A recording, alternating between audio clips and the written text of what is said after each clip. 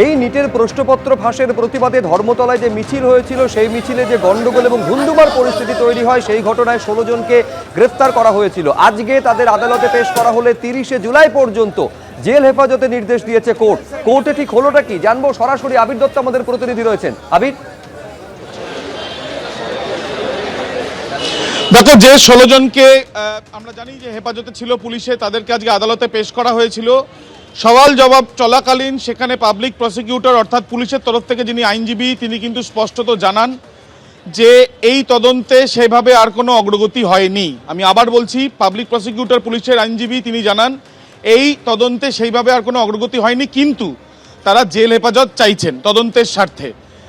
যারা ডিফেন্সের ছিলেন অর্থাৎ অভিযুক্তের তরফের আইনজীবীরা তারা জামিনের আবেদন করেন এবং তারা জানান যে এই যে ঘটনা, সেই ঘটনায় দেশের বিভিন্ন প্রান্তে যখন অ্যাজিটেশন হয়েছে বা বিক্ষোভ হয়েছে সেখানের মামলাগুলো উঠিয়ে দেওয়ার কথা, সেই অনুযায়ী সেই মর্মে পশ্চিমবঙ্গেও সেই মামলা উঠিয়ে দেওয়া হোক। আদালত সওয়াল জবাবের পর জেল হেফাজতে নির্দেশ দিয়েছে 30 তারিখ পর্যন্ত এই 16 জনেরই। আমি একবার আইনজীবীর সঙ্গে কথা বলে নেব। আপনাদের তরফ থেকে আজকে সাবমিশন যখন করা হচ্ছে তার মাঝেই আমরা দেখলাম সরকারি আইনজীবী তিনি কি ঠিক বললেন। পুলিশ ইনভেস্টিগেশন করতে গিয়ে এই আসামিদের কাছ থেকে নির্দিষ্ট কোনো তথ্য পায়নি। They were interrogated and subsequently nothing could be reveal from the investigation. Accordingly, they may be entitled to get the benefit of investigation. They may be entitled to get the bail, but the public prosecutor raised some objection in regard to this case, and accordingly, as per version of the public prosecutor, the learned judicial magistrate refused the pair for bail, and accordingly, they sent to the judicial custody till 30 July. কিন্তু আমরা দেখলাম আপনারা বলছেন যে মামলা তুলে দেওয়ার বিষয় নিয়ে দেশের পরিপ্রেক্ষিতে আপনাদের যে ভার্সন ছিল, আদালত কি বলল আপনাদের? মামলা উইথড্র সংক্রান্ত বিষয়ে আমরা নির্দিষ্ট করে তথ্য দিয়েছি লানেট কোর্টকে নির্দিষ্টভাবে বললাম যে ককরোচ পার্টি সংক্রান্ত যে আন্দোলন, সেই আন্দোলনের উইথড্রল প্রসঙ্গে কেন্দ্রীয় সরকারের তরফ থেকে যে নেগোসিয়েশন করা হয়েছিল তা নেগোসিয়েশন ভায়োলেশন করা হচ্ছে পশ্চিমবঙ্গের ক্ষেত্রে। ভারতবর্ষের অন্য রাজ্যগুলোতে তা মামলাগুলো প্রত্যাহার হচ্ছে, প্রত্যাহার হওয়া মামলাতে আসামিরা বেল পাচ্ছেন, কিন্তু পশ্চিমবঙ্গ এমন একটি রাজ্য যেখানে ডাবল ইঞ্জিনের সরকার, তারা কেন্দ্রীয় সরকারের সিদ্ধান্ত ইমপ্লিমেন্ট করার ক্ষেত্রে দ্বিচারিতা প্রকাশ করছে, যার জন্যে আদালত কি বলল আপনাদের? আসামিরা বেল পায়নি। আদালত হয়তো বলছেন যে যদি নির্দিষ্ট করে সুপ্রিম কোর্টের কোনো গাইডলাইন আসে তাহলে সেই মর্মে আগামীকালকে পুট আপ দেওয়ার কথা বলেছেন, কিন্তু দুর্ভাগ্য একটাই যে ভারতবর্ষের সংবিধান মোতাবেক কেন্দ্রীয় সরকারের সঙ্গে আন্দোলনকারীদের যে নেগোসিয়েশন, সেই নেগোসিয়েশনের সিদ্ধান্ত কেন্দ্রীয় সরকার মান্যতা দিতে চাইলেও রাজ্য সরকার মান্যতা দিচ্ছে না। কলকাতার পুলিশ প্রশাসন সেই মান্যতা না দেওয়ার জন্যে এই কেসেতে এই আসামিদের সকলকেই জেলে যেতে হচ্ছে। জেল হেফাজতের নির্দেশ হলেও যেটা আমরা দেখলাম যে আদালত কক্ষে সরকারি আইনজীবী তিনি কিন্তু যে জামিনের আবেদন ডিফেন্সের তরফ থেকে বা অভিযুক্তের তরফের আইনজীবীদের তরফ থেকে করা হয়েছিল, সেই জামিনের আবেদনের কিন্তু তিনি অপোজ করেন এবং তিনি বলেন যে জামিন দিলে এই ক্ষেত্রে তদন্তে প্রভাব পড়তে পারে। সেই মর্মেই সওয়াল জবাব শুনে আদালতের তরফ থেকে জেল হেফাজতের নির্দেশ দেওয়া হয়েছে এই 16 জনকে। বেশ আবির, তোমাকে ধন্যবাদ। এই 16 জনকে জেল হেফাজতে নির্দেশ দেওয়া হয়েছে, 30শে জুলাই পর্যন্ত জেল হেফাজতে নির্দেশ দেওয়া হয়েছে। আমি এইখানে দর্শকদের সামনে রাখতে চাইবো যে ভাঙড়ের বিধায়ক নওশাদ সিদ্দিকী তিনি কি বলছেন। না, আইএসএফের রাজনৈতিকভাবে কি আছে সেটা বড় কথা নয়। যারা নিরীহ, যারা অন্যায় করেনি, প্রত্যেকটাকে আমি মনে করবো আমার ভালোবাসার মানুষ।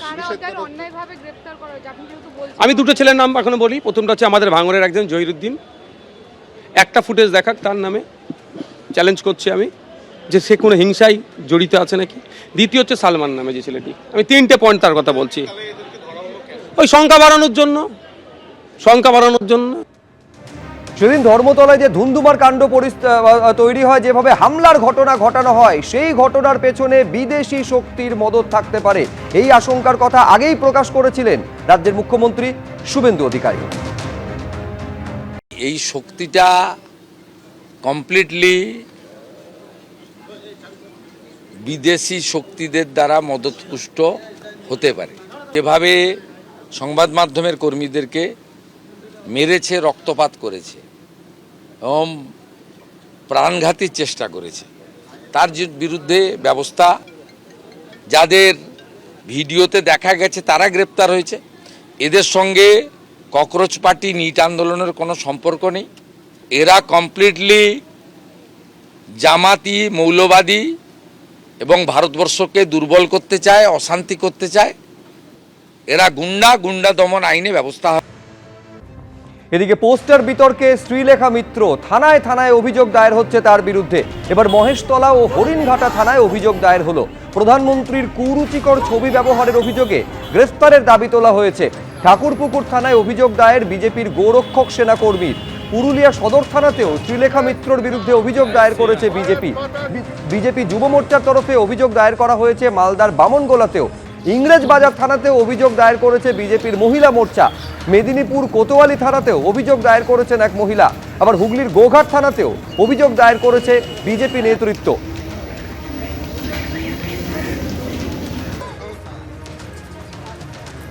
আপনারা জানেন যে নিট প্রতিবাদে গিয়ে প্রধানমন্ত্রীর বিকৃত ছবি তিনি ব্যবহার করেছেন বলে অভিযোগ সামনে আসে এবং সেই অভিযোগের প্রেক্ষিতে কলকাতার দুটি থানায় শ্রীলেখা মিত্রর নামে অভিযোগ দায়ের হয়। আনন্দপুর থানা এবং বিধাননগর সাইবার ক্রাইম থানায় অভিযোগ দায়ের করে বিজেপি। তারপর একের পর এক থানায় রাজ্য জুড়ে তার বিরুদ্ধে অভিযোগ দায়ের হচ্ছে।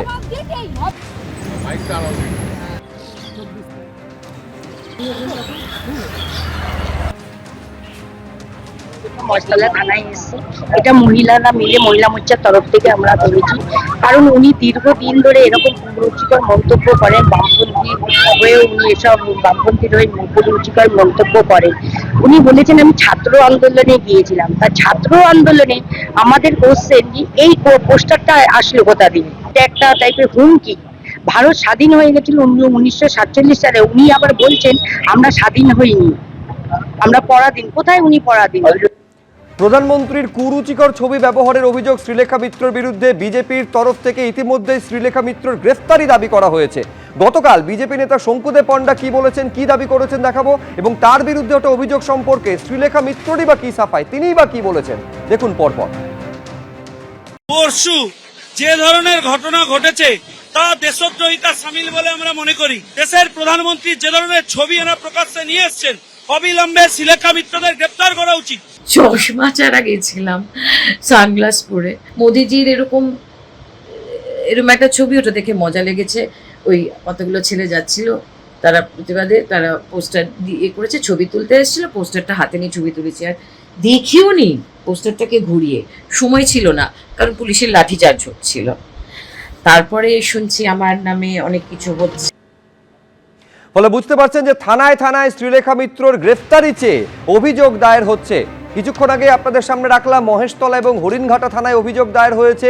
মূলত যেটা অভিযোগ, প্রধানমন্ত্রীর কুরুচিকর ছবি শ্রীলেখা মিত্র ব্যবহার করেছেন বলে অভিযোগ। এর আগে আপনারা জানেন যে ঠাকুরপুকুর থানায় অভিযোগ দায়ের করে বিজেপির গোরক্ষক সেনা। পুরুলিয়া সদর থানাতেও শ্রীলেখা মিত্রর বিরুদ্ধে অভিযোগ দায়ের করে বিজেপি যুব মোর্চার তরফ থেকে অভিযোগ দায়ের হয় মালদার বামনগোলাতে। আবার ওই মালদারই ইংরেজবাজারে অভিযোগ দায়ের করেন বিজেপির মহিলা মোর্চা। মেদিনীপুর কোতোয়ালি থানাতে অভিযোগ দায়ের করেন এক মহিলা। হুগলির গোঘাট থানাতে অভিযোগ দায়ের করে বিজেপি নেতৃত্ব। প্রথম দুটি অভিযোগ দায়ের করা হয়েছিল বিজেপির তরফে, একটি করা হয়েছিল কলকাতার আনন্দপুর থানায় এবং বিধাননগর সাইবার ক্রাইম থানায়। তারপর জেলায় জেলায় শ্রীলেখা মিত্রর বিরুদ্ধে অভিযোগ দায়ের হচ্ছে।